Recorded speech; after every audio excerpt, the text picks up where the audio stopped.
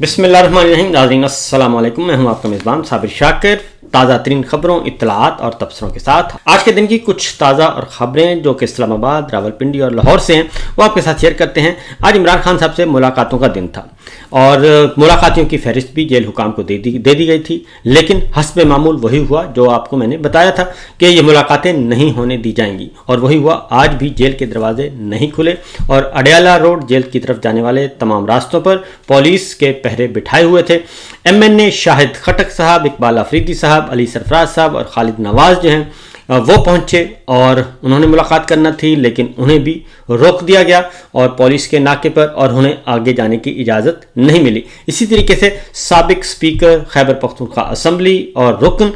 मुश्ताक गनी साहब अडयाला जेल पहुंचे, उनको भी पुलिस नाके पर रोक लिया गया और उन्हें भी नहीं जाने दिया गया। और इस तरीके से आज का दिन भी गुजर गया और इमरान खान साहब को कैद तन्हाई में रखा हुआ है। ये मैं आपको बता दूं कि यहाँ पे जेल कवानीन के मुताबिक और इंटरनेशनल लॉज के मुताबिक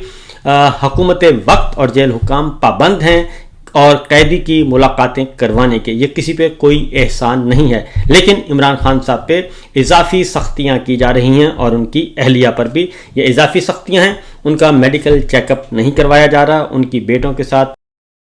टेलीफोन पे बात नहीं करवाई जा रही, उनके फैमिली मेंबर से मुलाकातें नहीं करवाई जा रही, बल्कि इंतहाई महदूद मुलाकातें कर दी गई हैं। और ये एक तशवीशनाक खबर है और तशवीशनाक इत्तलाआत हैं। आज भी अरकान जो पहुंचे हुए थे, फिरदौस शमीम नकवी साहब भी पहुंचे थे, उनको भी मुलाकात की इजाज़त नहीं मिली। और मुश्ताक गनी साहब ने और दीगर अरकान ने वहाँ पे जो गुफ्तगू की और उन्होंने वाज़ेह तौर पर बताया कि हम मुलाकातें करने आए थे, कानून और आइन के मुताबिक आए थे, हम अरकान पार्लिमान भी हैं और हमें ये नहीं रोक सकते, लेकिन चूँकि हुक्म हाकिम है और टिकटॉक सरकार का भी और उनको लाने वालों का भी ये हुक्म है कि मुलाकातें नहीं करवाई जाएंगी, तो इसलिए ये मुलाकातें नहीं करवाई जा रही। तो वहाँ पे अरकान ने जो गुफ्तगू की, उन्होंने कहा कि किसी फ़र्द की हमायत के बजाय रियासत की हमायत होनी चाहिए और पाकिस्तान में हुकूमत को छोड़कर ट्रंप आर्मी चीफ से मुलाकातें कर रहे हैं। और ट्रंप एक वक्त में कहता था कि जहाँ जहाँ भी इस्टेब्लिशमेंट की हुकूमत है उसका खात्मा करेंगे। अब ट्रंप को कबायलियों की मादनियात अजीज़ हैं, इसलिए वो इस्टेब्लिशमेंट का साथ दे रहा है। सियासी लीडर्स को जेल में डालकर मुल्क कैसे तरक्की कर सकता है, और पाकिस्तान में अदलिया बेख्तियार है, मिलिट्री कोर्ट्स को इख्तियार है, और पाकिस्तान में जमहूरियत और जमहूरी इदारों को फ़रोग़ मिलना चाहिए। ये आज की गुफ्तगू थी और इस तरीके से आज का दिन इख्तिताम पजीर हुआ और मुलाकातें नहीं होने दी गईं। और उन्होंने इकबाल अफरीदी साहब ने भी कहा कि अदालत के मैंडेट और अवाम का मैंडेट मजरूह किया गया। पाकिस्तान 25 करोड़ अवाम का मुल्क है, हम अपने लीडर से मुलाकात के लिए आए थे, लेकिन हमें मुलाकात नहीं करने दी गई। इसी तरीके से जनाब लाहौर में आज भी 9 मई के हवाले से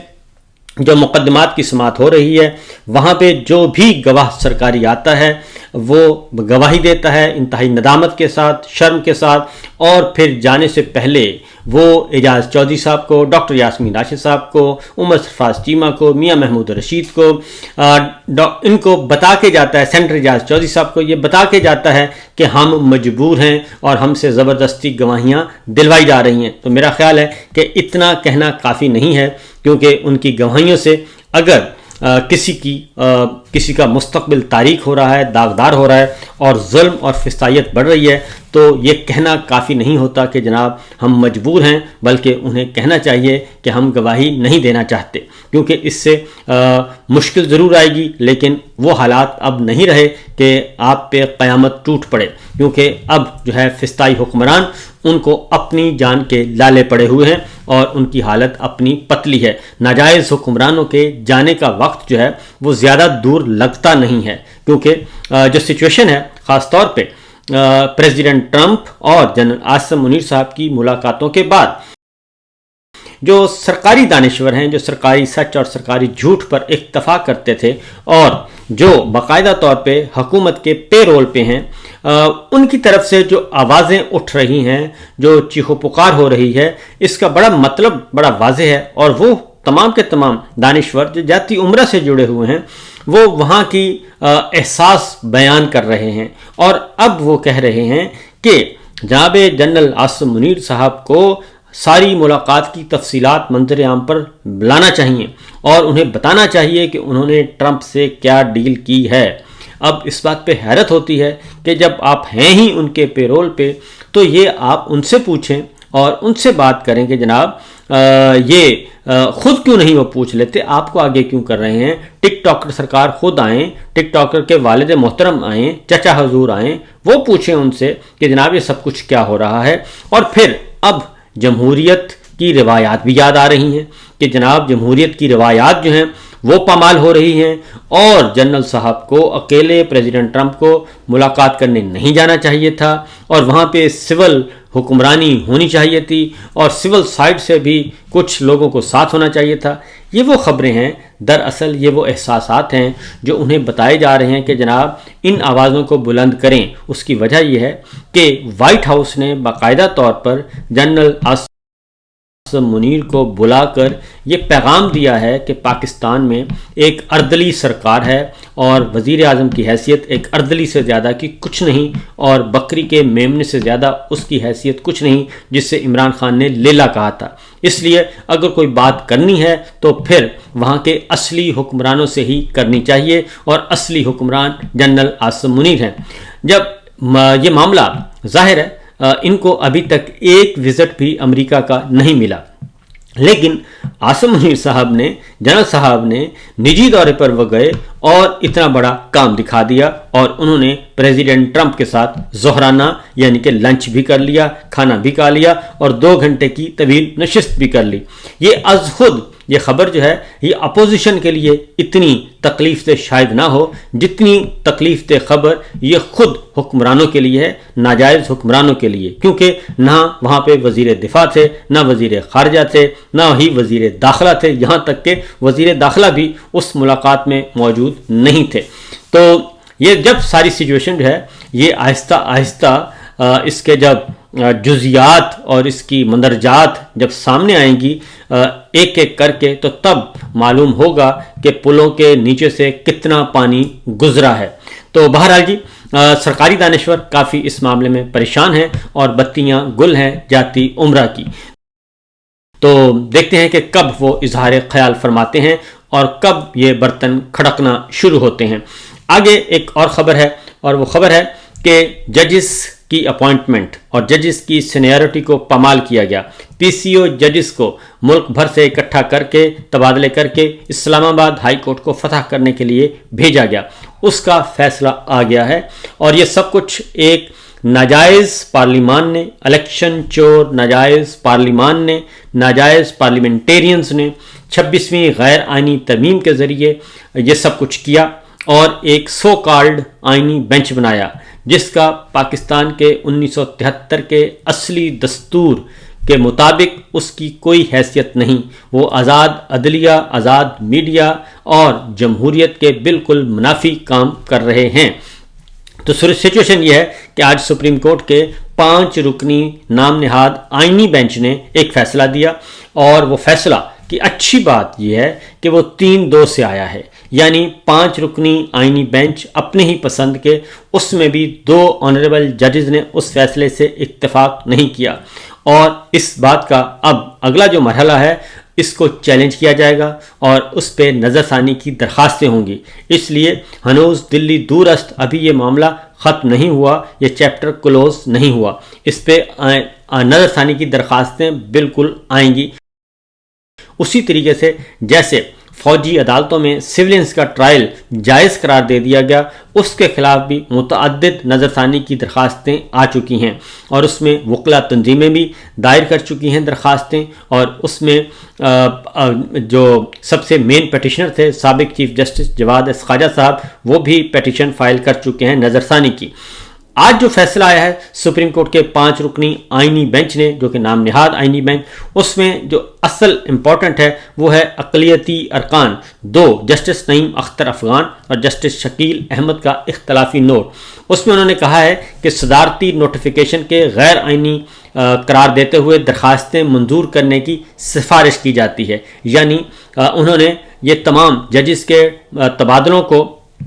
اور اسلام آباد ہائی کورٹ میں قائم مقام چیف جسٹس سرفراز ڈوگر کی تعیناتی کو غیر آئینی غیر قانونی قرار دے دیا ہے اور 2-3 سے یہ فیصلہ آیا ہے، لیکن اختلافی نوٹ جو ہے وہ آگے جا کے جو نظرثانی کی درخواست ہوگی ڈیفینیٹلی وہ ایک اکثریتی فیصلہ بنے گا۔ ججز کے اختلافی نوٹ کے مطابق تبادلہ جوڈیشل کمیشن آف پاکستان کی تقرری کے دائرے میں آتا ہے اور ججز کے تبادلے کا یہ طریقہ کار آئین کی روح کے خلاف ہے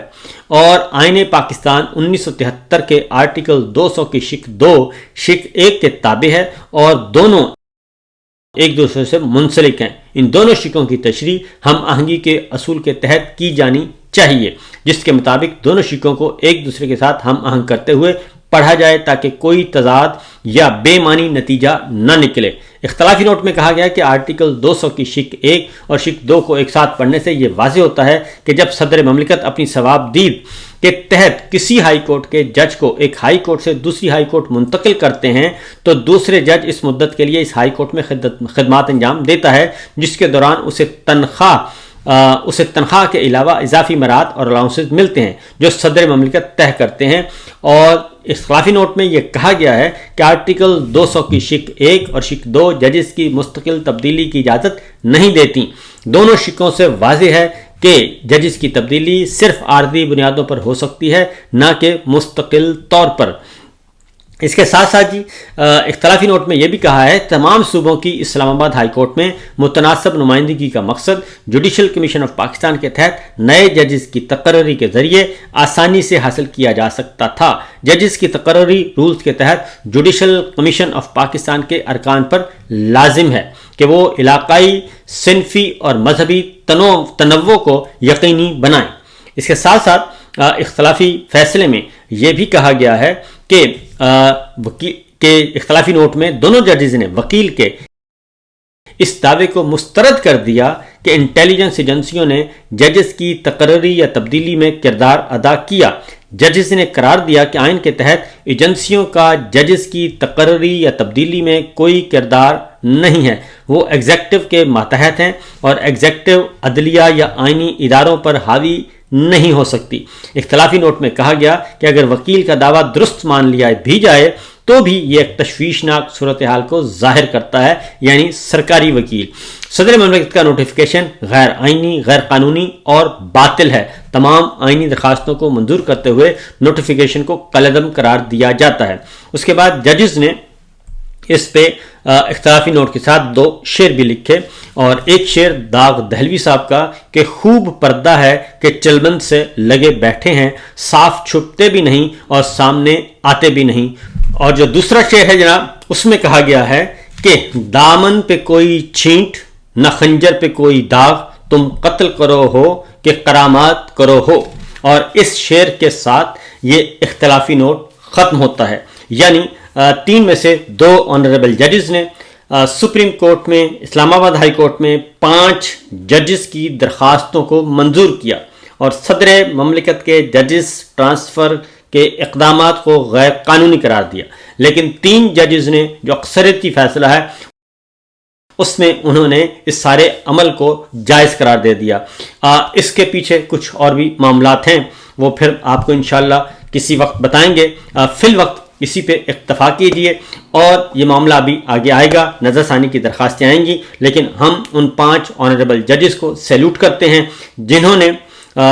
ہمت کر کے یہ آوازیں اٹھائیں، اور وہی 5 ججز ہیں جنہوں نے خط لکھا اور پھر وہ سپریم کورٹ میں بھی گئے۔ اس میں جسٹس بابر ستار ہیں، جسٹس محسن اختر قیانی صاحب ہیں، جسٹس سمن رفت ہیں، جسٹس جہانگیری ہیں اور جسٹس اعجاز اسحاق صاحب ہیں۔ تو یہ ہے صورتحال اور یہ ہے سچویشن۔ تو بہرحال دیکھتے ہیں جناب کیا ہوتا ہے۔ فسطائیت ورسز الیکشن شور حکومت اور فرد ورسز جمہوریت اور آئین کی بحالی، یہ پروگرام ابھی جاری ہے۔ اجازت دیجیے، اللہ حافظ۔